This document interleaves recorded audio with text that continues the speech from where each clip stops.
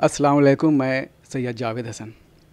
رمضان کا مہینہ جاری ہے اور اس مہینے میں عام طور سے یہ کہا جاتا ہے کہ لوگ افطار کرنے کے بعد اور سحری کرنے سے پہلے کھانے پینے پر کافی زیادہ دھیان دیتے ہیں، اور یہی وجہ ہے کہ کچھ لوگوں کے ساتھ صحت کے کئی ایشوز پیدا ہو جاتے ہیں. ان حالات میں کیا احتیاط برتنی چاہیے، اس سلسلے میں ہمارے ساتھ بات کرنے کے لیے ہیں ڈاکٹر عباس مصطفیٰ صاحب. یہ ہیں ڈپارٹمنٹ آف سرجری کے پروفیسر ومس پاواپوری نالندہ میں. ڈاکٹر صاحب یہ بتائیے کہ عام طور سے کئی طرح کے مریض ہوتے ہیں جو روزہ رکھتے ہیں. جیسے شوگر ہی کو لیں، اب چاہے وہ پھل کھائیں، کیلا کھائیں تو میٹھا ہے، اس میں شربت پئیں تو میٹھا ہے، اور بھی چیزیں مٹھائی وغیرہ ہے، خود ڈیٹس کھجور ہیں. تو کیا کھائیں اور کیا نہ کھائیں شوگر کے مریض؟ شکریہ. آپ نے کھانے کے بارے میں پوچھا. میں اس سے پہلے چند بنیادی سوالات بتانا چاہتا ہوں. ایک تو یہ ہے کہ روزہ، جیسا کہ ہم جانتے ہیں، ہماری بنیادی ارکان عبادت میں سے ایک رکن ہے، 5 ارکان میں سے ایک رکن ہے، اور ہر مسلمان یہ چاہتا ہے کہ ہم روزہ رکھیں. یہاں تک کہ اگر مریض بھی ہوتا ہے تو وہ بھی کوشش کرتا ہے کہ ہم سے روزہ نہ چھوٹے. مشکل یہاں پر یہ آتی ہے کہ ہمارے اکثر مریض، ان کو یہ معلوم نہیں ہوتا ہے کہ ان کا مرض کیا ہے اور اس سے کیا دشواریاں آگے پیدا ہو سکتی ہے، یعنی کمپلیکیشنز کیا ہو سکتے ہیں. وہ کون سی دوا لے رہے ہیں، یہ دوا کتنی ضروری ہے، کتنی ضروری نہیں ہے، اس کے کیا سائیڈ ایفیکٹس ہیں، وغیرہ وغیرہ. تو ایک تو ہے کہ ہمارا مرض کے بارے میں ہمارا اگنورنس ہے، اس کے بارے میں ہم زیادہ نہیں جانتے ہیں. اور دوسرا ہے یہ کہ ہم اپنے ٹریٹمنٹ کے بارے میں نہیں جانتے ہیں. تو پریشانی یہاں پر شروع ہوتی ہے. جہاں تک کہ روزہ کے احکامات کا سوال ہے، تو جہاں یہ روزہ فرض کیا گیا ہے، یہیں پر کچھ حالات میں اس بات کی اجازت دی گئی ہے. قرآن نے اللہ نے اس بات کی اجازت دی ہے کہ آپ چاہیں تو روزے کو مؤخر کر سکتے، قضا کر سکتے، اور بعد میں ان ایام کا روزہ آپ پورا کریں. اور وہ ہے یا تو آپ سفر میں ہوں یا پھر بیمار ہوں.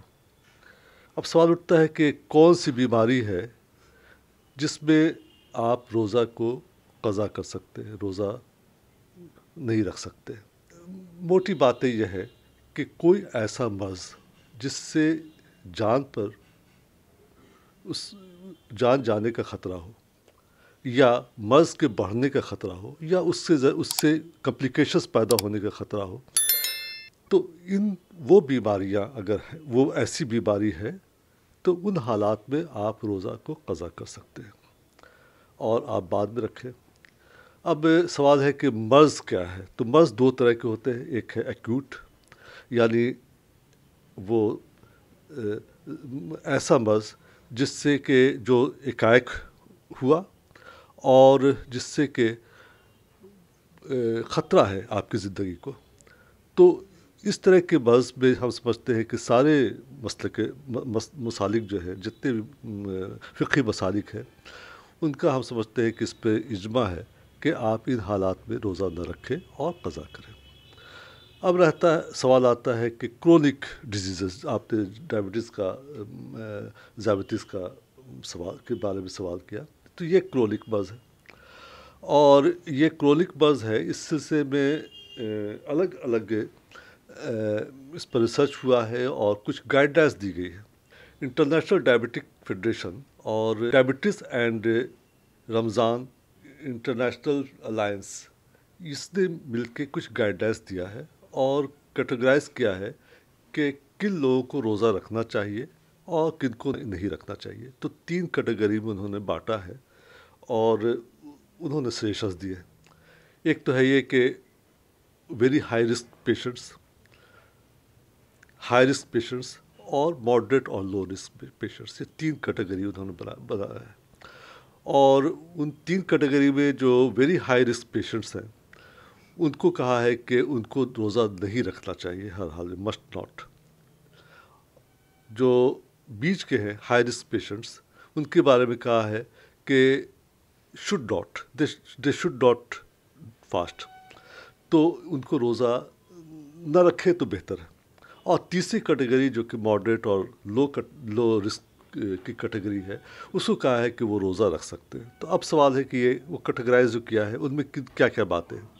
ایک تو یہ ہے کہ ایسے پیشنٹس جن کو سیویئر ہائپوگلائسیمیا ہوا ہے 3 مہینے کے اندر رمضان سے، روزے سے پہلے، یا ہائپوگلائسیمیا یا ہائپرگلائسیمیا یا ڈائبٹک کیٹو ایسیڈوسس ہوا ہے 3 مہینے کے اندر رمضان سے پہلے، تو ایسے پیشنٹس کو انہوں نے کہا ہے کہ آپ کو روزہ نہیں رکھنا چاہیے ہر حال میں. یا ایسے پیشنٹس جو کہ جن کو ہائپوگلائسیمیا ہوا اور ان کو پتہ بھی نہیں چلا، یا ایسے پیشنٹس جن کو بار بار ہائپوگلائسیمیا ہو رہا ہے، ایسے پیشنٹس جن کا گردہ خراب ہو چکا ہے، وہ اسٹیج 4 اور 5 کے پیشنٹس ہیں جن کو ڈائلائسس کی ضرورت ہے. پھر ایسے پیشنٹس جن کو مائکرو ویسکولر ڈیزیزز ہیں، اب وہ اور بھی بڑھ سکتا ہے. پھر کافی جو برے حال میں ہیں، زیادہ بیمار ہیں، ایسے مریض، پریگننٹ عورتیں ہیں جو کہ انسولین لے رہی ہیں، ان سب کو انہوں نے کہا ہے کہ ان کو روزہ نہیں رکھنا چاہیے. دوسری کیٹیگری جو کہ ہائی رسک ہے مگر وہ کیٹیگری 2 میں آتی ہے، اس میں ہے یہ کہ یہ ان کا جو ہے وہ ٹائپ 2 ڈائبٹیز کے مریض ہیں جو کہ انسولین پر ہیں. پریگننٹ لیڈی ہے جو کہ انسولین نہیں لے رہی بلکہ اورل ہائپوگلائسیمک ڈرگس جو ہے وہ لے رہی ہے یا ڈائٹ کنٹرول پہ ہے. اسی طرح سے جو ہے ان کو کڈنی ڈیزیزز ہے، نیفروپیتھی ہے، مگر وہ کنٹرول میں ہے، ڈائلائسس کی ضرورت نہیں ہے. ایسے پیشنٹس ہیں جن کو مائکرو ویسکولر ڈیزیزز ہے مگر وہ کنٹرول میں ہے. تو یہ سب کیٹیگری 2 میں آتے ہیں. اور تھرڈ میں ہے جو کہ آئدر ڈائٹ سے ان کا کنٹرول میں ہے ان کا بلڈ شوگر، یا پھر وہ دوا لے رہے ہیں اور اس سے ان کا ڈائبٹیز جو ہے وہ کنٹرول میں ہے. تو اس طرح کے تیسرے پیشنٹ ہیں وہ روزہ رکھ سکتے ہیں.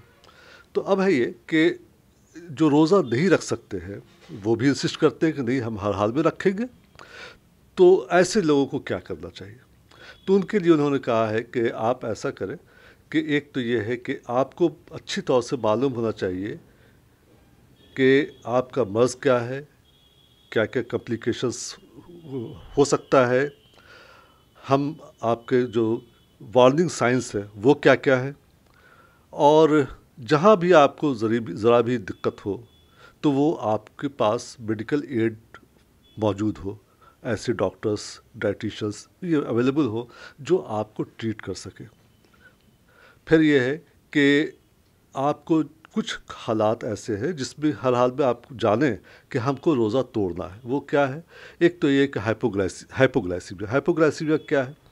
اگر 70 ملی گرام پر ڈیسی لیٹر سے آپ کا بلڈ شوگر نیچے چلا جائے تو اس حال میں آپ کو روزہ توڑ دینا ہے.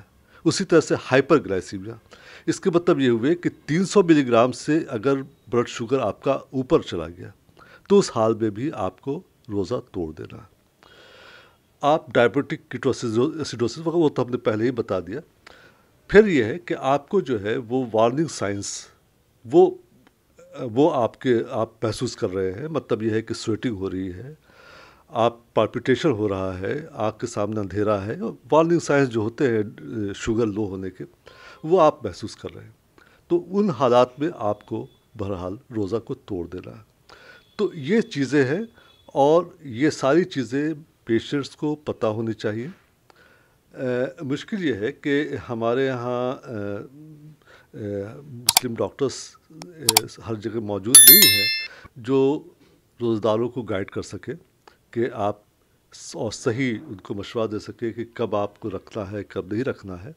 مگر بہرحال ہمارے جو پیشنٹس ہیں اس طرح کے ان کی کوشش ہونی چاہیے اور ان کو جو ہے وہ اپنے جو بھی ڈاکٹر ہیں ان سے ان کو بتانا چاہیے کہ ہم روزہ رکھنے جا رہے ہیں, آپ ہم کو گائیڈ کیجئے کہ ہم کیا کریں کیا نہ کریں. اسی طرح سے اب کوئی پیشنٹ ہے وہ اورل ہائپوگلائسیمک لیتا ہے, ڈرگس لیتا ہے, تو روزے کے حالت میں ڈرگس یا تو اس کا ڈوز کم کرنا پڑ سکتا, چاہیے ڈوز کم کرنا چاہیے, پھر اس کے ڈوز کو موڈیفائی کرنے کے ساتھ ساتھ اس کی ٹائمنگ کو بھی موڈیفائی کرنا ہوتا ہے.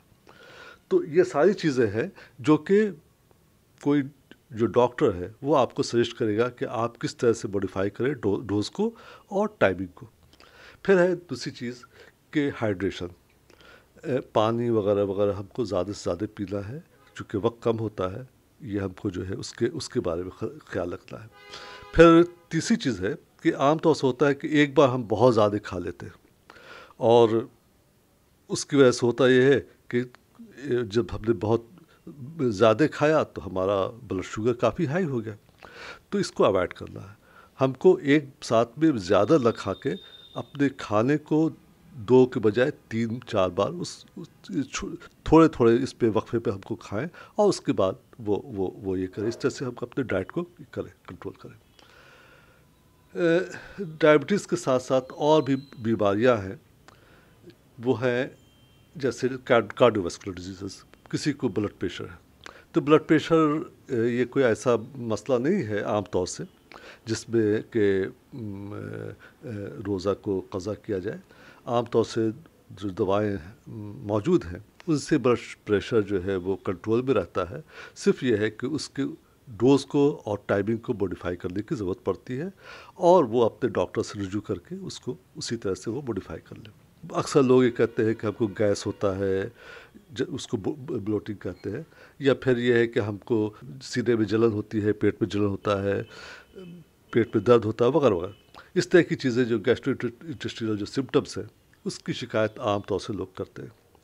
تو اس سلسلے میں ہے یہ کہ ایک تو یہ ہے کہ ایک وقت میں زیادہ نہیں کھانا ہے. کون سی ڈائٹ لے رہے ہیں آپ اس کو ڈائٹ کو دیکھیے. بہت زیادہ اگر اسپائسی ہے یا پھر اس پہ آپ آئلی فوڈز بہت زیادہ کھا رہے ہیں تو اس کو اوائڈ کیجیے. پھر ساتھ ساتھ جو ہے وہ اگر اس کے بعد بھی دقت ہو رہی ہے تو پروٹون پمپ انہیبیٹرس ہیں اور بھی دوائیں ہیں تو ان کو آپ لے سکتے ہیں اور ان کے ذریعے آپ اپنے اس طرح کے سمٹمس کو کنٹرول کر سکتے ہیں. پھر ایک شکایت عام طور سے جو آتی ہے, پیشنٹس آتے ہیں, وہ یہ ہے کہ ہم کو شام میں افطار کے بعد جو ہے یا رات میں جو ہے وہ تیز درد اٹھتا ہے. تو ایسے لوگوں کو چاہیے کہ ایک الٹرا ساؤنڈ بھی کرا لیں, چونکہ کبھی کبھی گال اسٹونس وغیرہ ہوتے ہیں, اس کی وجہ سے بھی اس طرح کی چیزیں ہو سکتی ہے. ڈسپیپسیا ہو سکتا ہے اور پین ہو سکتا ہے, اپر ایبڈومینل پین ہو سکتا ہے. تو ان کو جو ہے کسی ڈاکٹر سے رجوع کرنا چاہیے اور اس کا جو ہے انویسٹیگیشن کرانا چاہیے. انسٹیبل انجائنا ہے یا ریسنٹ ایم آئی ہوا ہے یا پیشنٹ ہارٹ فیلیور میں ہے اور وہ انسٹیبل ہے, تو اس طرح کے پیشنٹس کو ہر حال میں اوائڈ کرنا چاہیے روزے کو.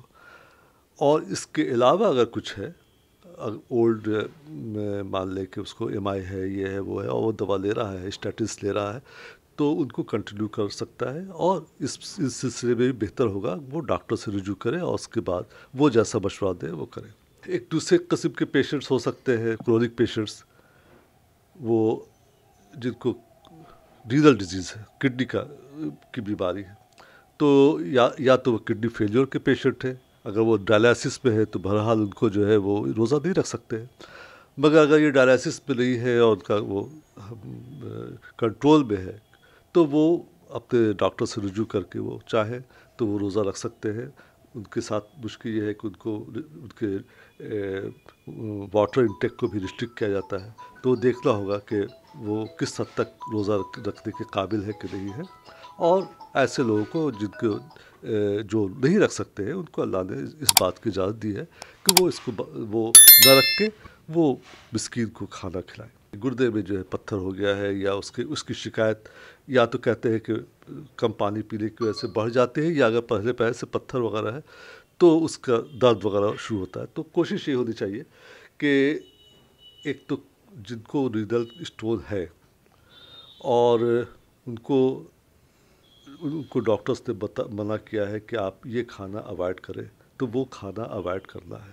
جیسے گوشت، ہم لوگ جو ہے گوشت کے استعمال زیادہ کرتے ہیں، گوشت، انڈا، مچھلی، یا یورک ایسڈ بڑھا ہوا ہوتا ہے، تو اس طرح کے پیشنٹس کو ان چیزوں کی مناہی ہے اور وہ اس کو اوائڈ کرنا چاہیے. اسی طرح سے آکسیلیٹس جس پہ ہے، جیسے پالک کا ساگ وغیرہ وغیرہ بنا کرتے ہیں، تو ان چیزوں کو اوائڈ کرنا چاہیے.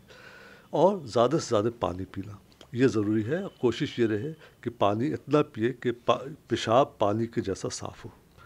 ہم لوگ کے بہار میں جو کھانے کا پیٹرن ہے رمضان کے دنوں میں، وہ یہ ہے کہ افطار کرنا، اس کے بعد رات کا کھانا کھانا، اور اس کے بعد سحری. تو ان تینوں کے بیچ میں توازن کیسے پیدا کیا جائے کہ ہاضمہ کی شکایت نہ ہو اور کسی پریشانی میں آدمی نہ پڑے؟ جیسا کہ ہم نے کہا ہے کہ ایک وقت میں بہت زیادہ نہیں کھانا ہے. اب آپ اگر 3 بار میں اگر اس کو تھوڑا تھوڑا تھوڑا کر کے کھاتے ہیں تو کافی ہے، اور پانی پیتے رہیں. اگر ایک وقت میں بہت زیادہ کھایا پھر دوسرے میں کچھ کم کھایا، وہ یہ جو چیزیں ہوتی ہے اس کی وجہ سے تکلیف ہوتی ہے. دوسری بات کہ کسی کو ہو سکتا ہے کہ پیپٹک السر ہو یا پھر اسی طرح کی اور دوسری چیزیں ہوں، تو ان کو جو ہے وہ اگر اس طرح کی چیز معلوم ہے کہ پیپٹک السر ہے اور وہ بھی کسی کو اگر سیویئر ہے، تو بہرحال اس کو اجازت ہے وہ روزہ مؤخر کر سکتا ہے. اگر ہلکا پھلکا ہے تو وہ پروٹون پمپ انہیبیٹر ہے، اس طرح کی جو دوائیں ہیں وہ لے سکتا ہے.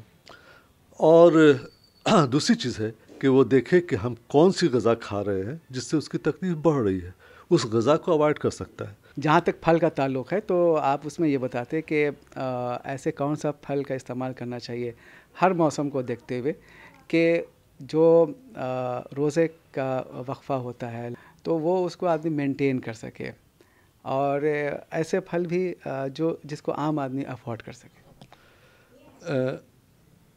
ایسا ہے کہ جو روزے میں جو سب سے بڑی جو دقت پیش آتی ہے وہ ہائیڈریشن کو مینٹین کرنا. شام تک آدمی ڈیہائیڈریٹڈ ہو جاتا ہے، تو ایسا پھل لے جس میں آپ کو جس سے کچھ نہ کچھ پانی کی شکل میں وہ مل سکے. جیسے ہے کہ تربوز وغیرہ وغیرہ ہم لوگ لیتے ہیں، یا اور بھی اس طرح کی جو چیزیں ہیں وہ ہے. تو 2 چیزیں، ایک تو یہ کہ ہائی فائبر ڈائٹ، اور دوسرا یہ کہ ہائیڈریٹڈ فوڈ جو ہے وہ ہم کو لینا ہے، جس سے ہم کو کچھ نہ کچھ پانی بھی بدن میں جا سکے. تو یہ تھے ڈاکٹر عباس مصطفیٰ صاحب، جنہوں نے بہت ہی واضح طور پر کہا کہ جان دے کر کے عبادت کرنے کی بات اسلام میں نہیں کہی گئی ہے، بلکہ آپ اپنی صحت کا خیال رکھ کر عبادت کیجیے، چاہے وہ روزہ ہی کیوں نہ ہو، روزے جیسا فرض ہی انجام کیوں نہ دینا پڑے. تو آپ اپنی صحت کا بھی خیال رکھیے اور جو مذہبی فرائض ہیں ان کو بھی ادا کرتے رہیے. ہم پھر کسی شخصیت سے ملاقات کریں گے کسی اور ایشو پر. تب تک کے لیے ہمیں دیجیے اجازت. اللہ حافظ.